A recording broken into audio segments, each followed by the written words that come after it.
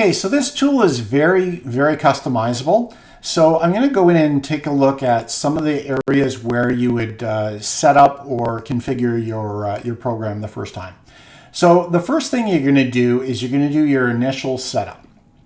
So what you do is remember I was saying that every time you look at a risk, an issue, a status update, any of those things, there's a lot of drop-down boxes. Well, here's where you can update what those drop-down boxes do.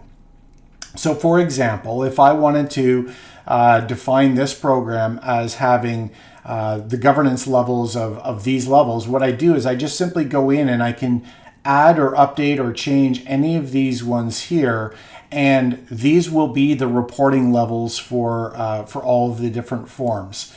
Similarly, down here on dependency milestones, for example, you've got various different milestones you can set, dependency statuses, types, you name it. So all of these represent areas where you can customize this tool to your particular needs. So I'm going to go a little bit further back and I'm going to say we're going to set up the overall team. So the first thing you're going to do here is you're going to set up your governing bodies. Now, this screen allows you to totally customize anything you see here. So executive steering committee, senior leadership team, so forth. Those are the teams that we set up in our previous section where we said here are all the governing bodies. Then I'm going to have the name, the mandate, the cadence of when it meets, and then here are all the members of this governing body. And as I said, we can work through each one of them. They have their own and they have their different teams. Once you've set up your governing bodies, then you can set up your overall program org. So this particular program is a large program. I've assumed that this is a mergers and acquisitions type of scenario, and virtually all areas of the financial institution are implicated here. So if I go in here and I say commercial, for example, I've got a cash management project and I've got a commercial lending project. I can tell when the starts and the ends and what methodology I'm using, sponsor delegate, and so forth. And then I can see who are all the people who are on this particular team. Now, once I've set up my overall program org, I go into the roles. So I've got various different roles, and for each one of these, as you can see, when I change this, I'm getting my updated responsibilities, and I'm also getting every single person in this program who has this title, Scrum Master Project Manager. So they may be on different teams. This person here is on the communications team. This one here is on the program team. So the beauty here is at a moment's notice, I can go in and take a look at all of the people who have a certain role within the program.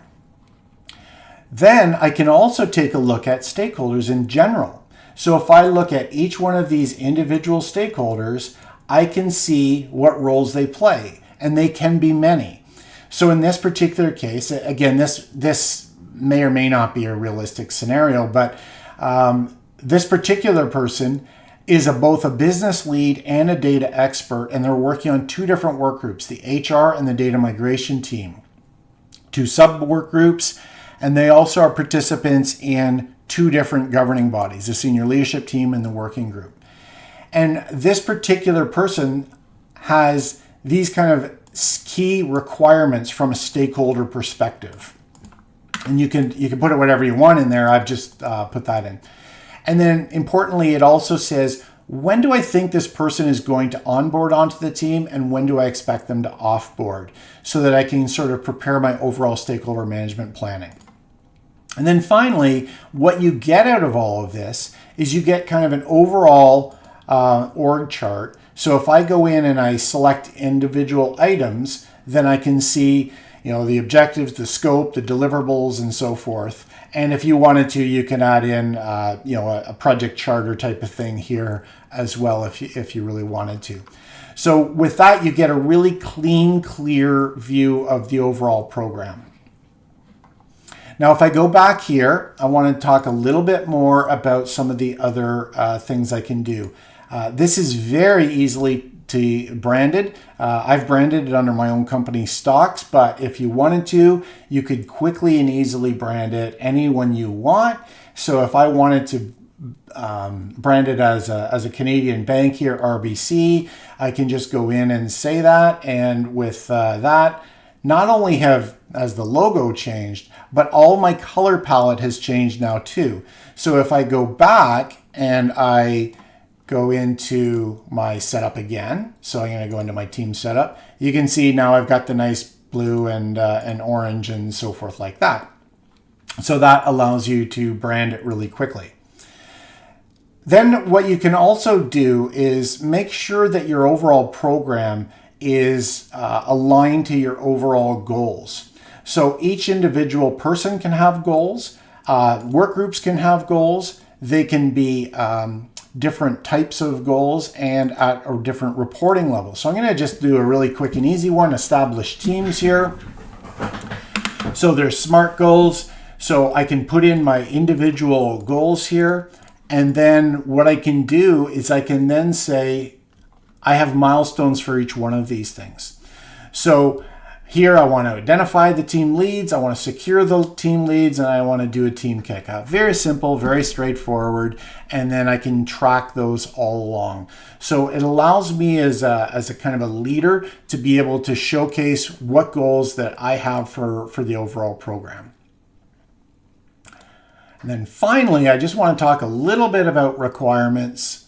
I'm going to go into more detail on a specific section on deliverables, but at the highest level, what the program leads can do is say, here are the high-level deliverables that I want to make sure we achieve on this overall program. And we're going to get into benefits management as well. But at this point, I can say, here are the deliverables I want. And then the teams can go in and say, okay, so how do I translate those deliverables into requirements? How do I assess whether those deliverables have been met? I don't want test cases to imply too much of a systems orientation, whether it's a hardcore system development project or whether it's a more soft, HR or marketing or communications. No matter what, your deliverable has to be able to prove that you delivered what you said you would. So that's where you would put in your test cases and then your acceptance criteria. So what this represents is how you set up your overall program, how you customize it. You only do this once for the program, and after that, you just execute.